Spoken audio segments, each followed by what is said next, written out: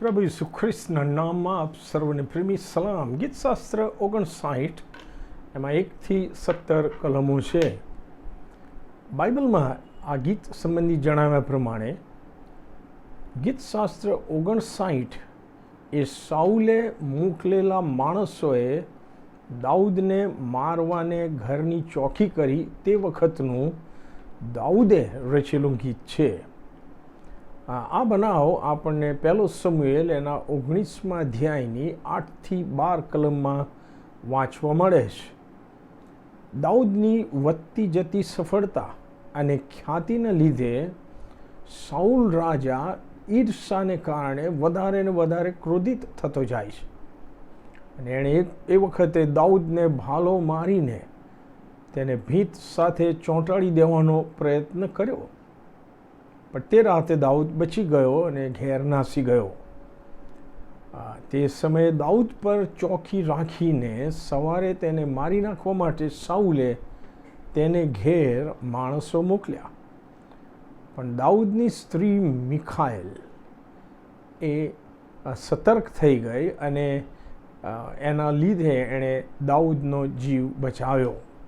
ત્યાં લખવામાં આવ્યું છે કે એને બારીમાંથી નીચે ઉતારી મૂક્યો. આવા કટોકટીવાળા સમયમાં પણ ગીતશાસ્ત્ર 59ની રચના કરનાર દાઉદ યહોવા ઈશ્વરને વિશ્વાસથી જે સંબોધનો કરે છે એ સંબોધનો આપણને પણ પ્રોત્સાહન આપી જાય છે. 5મી કલમમાં દાઉદ લખે છે, ઓ સૈન્યોના સરદાર યહોવા, પરમેશ્વર ઇસ્રાયેલના ઈશ્વર. મતલબ દાઉદ જણાવે છે કે મારી સામે સાઉલના કેટલા ગણ્યા ગાંઠ્યા માણસો પડ્યા છે, પણ મારા પક્ષમાં તો સૈન્યોના સરદાર યહોવા છે. કલમ 10માં એ સંબોધન કરે છે કે હે મારા સામર્થ્ય, હું તમારી રાહ જોઈશ, કેમ કે ઈશ્વર મારા ઊંચા ગઢ છે. અહીં આગળ પણ દાઉદ પોતાના સામર્થ્ય પર ભરોસો રાખીને શત્રુઓનો સામનો નહોતો કરતો, એ જાણી શકાય છે, પણ તેનું સામર્થ્ય યહોવા ઈશ્વર હતા. એ હંમેશા ઈશ્વરના સામર્થ્ય પર આધાર રાખીને શત્રુઓની સામે લડતો હતો. કલમ 16 લખે છે કે હે ઈશ્વર, તમે મારા ઊંચા ગઢ છો અને સંકટને સમયે મારા આશ્રયદાતા થયા છો. મતલબ દાઉદ પોતાનો જીવ બચાવવા વિવિધ સ્થળોમાં જઈને સંતાઈ જતો હતો, આશ્રય લેતો હતો, પણ એ બધાની પાછળ એનો જે વિશ્વાસ હતો એ કે મારા માટે તો યહોવા ઈશ્વર જ મારું આશ્રય સ્થાન છે અને મારા આશ્રયદાતા છે. કલમ 17 એ ફરીથી લખે છે કે ઈશ્વર મારા ઊંચા ગઢ અને મારા પર કૃપા કરનાર ઈશ્વર છે.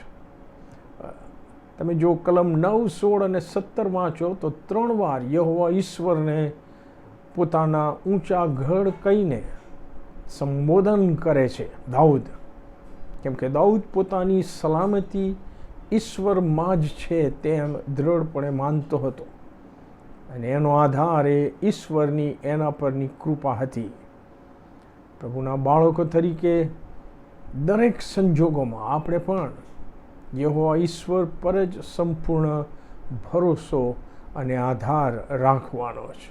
આપણે પ્રયત્નો કરીએ, પ્રાર્થનાઓ કરીએ, પણ આપણો છેવટનો આધાર અને ભરોસો અને ઊંચો ગઢ અને આપણું આશ્રય સ્થાન અને આપણા આશ્રયદાતા એ કેવળ અને કેવળ ઈશ્વર જ છે. આમેન.